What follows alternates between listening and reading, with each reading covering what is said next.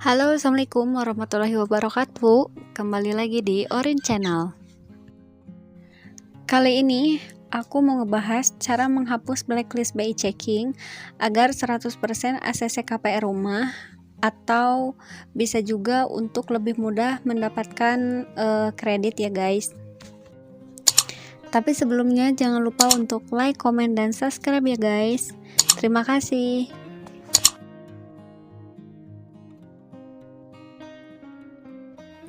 Buat kamu yang membutuhkan dana cepat sekarang, jangan terkejut jika pengajuan kredit kamu ditolak. Coba lihat bagaimana rekam jejak pembayaran kredit kamu selama ini. Jika pernah ada tunggakan cicilan, bisa jadi itu menjadi salah satu sebabnya. Karena semua data transaksi kredit terekam di dalam BI checking. Tetapi tenang guys, kamu bisa memperbaiki data riwayat kredit kamu kok. Lolos BI checking merupakan salah satu syarat yang harus dipenuhi saat akan mengajukan pinjaman. Kamu yang membutuhkan dana instan pasti akan kecewa jika ternyata pengajuan pinjaman kamu ditolak. Setelah dilihat, ternyata terdapat tunggakan cicilan yang lupa kamu bayarkan. Hal itu banyak terjadi di kalangan debitur. Kebanyakan dari mereka lupa saat membayar tagihan kartu kredit atau cicilan pinjaman lainnya. Banyak juga contoh kasus yang memperlihatkan nasabah lupa membayar bunga pinjaman. Jadi, hanya pokok pinjamannya saja yang terbayarkan. Itu makanya penting sekali untuk setiap debitur melakukan rekapitulasi transaksi pembayaran kredit selama ini. Hal itu bertujuan untuk menghindari terjadinya kealpaan pembayaran cicilan pinjaman, karena selain profil yang tidak sesuai dengan produk yang ditawarkan, lolos dari BI checking juga menjadi salah satu syarat wajib untuk bisa mendapatkan akses pendanaan dari lembaga keuangan lainnya. Lalu, bagaimana ketika nama kamu sudah masuk dalam list blacklist BI checking?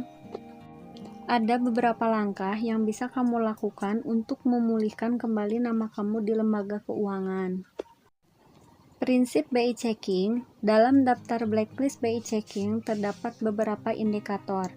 Tetapi sebelumnya kamu harus memahami terlebih dahulu bagaimana sistem kerjanya. Jadi dalam sistem BI checking terdapat skor 1 sampai dengan 5. Di mana skor 1 adalah skor tertinggi yang menandakan bahwa kualitas kredit kamu lancar. Kemudian terus bergeser ke angka 2 hingga 5 yang artinya terdapat tunggakan cicilan kredit dan statusnya jika skor kamu 5, maka kredit kamu sudah dianggap macet karena sudah lebih dari 6 bulan. Jika kasus yang terjadi karena lupa, besar kemungkinan kamu sudah berada dalam skor 5. BI checking sendiri mengumpulkan sistem informasi debitur yang berisi tentang jumlah kredit, tenor, jumlah tunggakan, dan riwayat kredit dari setiap nasabah di setiap lembaga keuangan.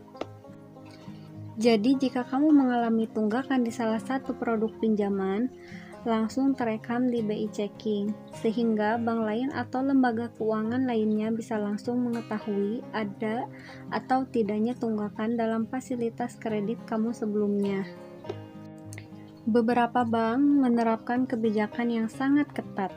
Ada yang hanya mengizinkan nasabah yang berada pada skor 1 yang bisa menerima produk pinjaman, tetapi ada juga yang bisa memberikan produk pinjaman pada nasabah yang memiliki skor 2 atau 3. Saat ini, sistem BI checking sendiri sudah bermigrasi ke Otoritas Jasa Keuangan atau OJK ya guys. Hal itu dikarenakan adanya perpindahan sebagian kewenangan pengawasan bank dari BI ke OJK. Sekarang, sistem yang digunakan adalah Sistem Layanan Informasi Keuangan atau SLIK ya. Perbedaannya hanyalah terletak pada cakupan lembaga keuangan yang bisa terhubung dalam SLIK. Jika di BI checking terbatas hanya lembaga perbankan. Dalam SLIK, lembaga non-keuangan juga bisa memiliki akses SLIK. Manfaat BI Checking bagi kreditur. Dalam hal ini, lembaga keuangan terdapat banyak manfaat yang bisa didapatkan dari SLIK alias BI Checking. Di antaranya adalah 1. Performa pembayaran debitur dapat lebih terlihat dengan jelas, mulai dari anggunan, riwayat, pembayaran, riwayat kredit, dan data pendukung lainnya.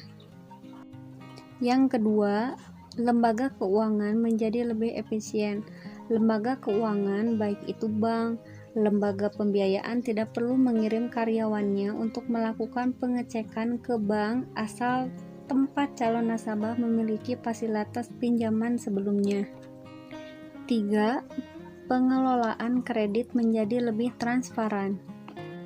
Yang keempat, mengurangi resiko kredit bermasalah.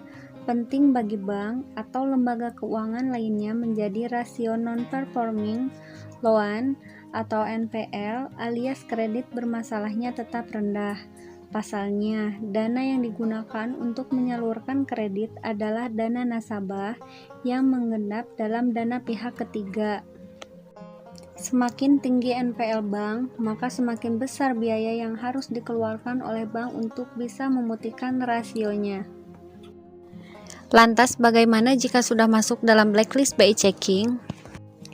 Nah, jika kamu sudah terlanjur masuk dalam daftar blacklist BI Checking yang sekarang bernama SLIK, kamu bisa mengecek status kamu terlebih dahulu di kantor cabang OJK atau melalui laman www.ojk.co.id. Aku sudah pernah tutorial juga ya guys, gimana cek BI Checking secara online. Kalian bisa cek link di deskripsinya ya guys. Karena saat ini pembatasan sosial berskala besar masih diberlakukan, kamu bisa mengajukan secara daring melalui laman resmi OJK. Setelah itu, pilihlah kategori perbankan, kemudian pilihlah permintaan ID historis. ID sendiri adalah informasi debitur individual. Setiap masyarakat bisa mengaksesnya dengan mudah. Setelah masuk dalam permintaan ID historis, kamu akan menemukan kata formulir. Kemudian, klik dan kamu langsung diarahkan ke laman Biro Informasi Kredit. Setelah itu, lengkapi seluruh kolom yang terdapat dalam formulir tersebut. Jangan sampai ada yang terlewat. Setelah itu, klik tombol kirim dan tunggu konfirmasi dari Bank Indonesia melalui surat elektronik alias email ya guys. Jika sudah mendapatkan informasi terkait status kamu bisa menggunakannya untuk meminjam dana ke lembaga keuangan.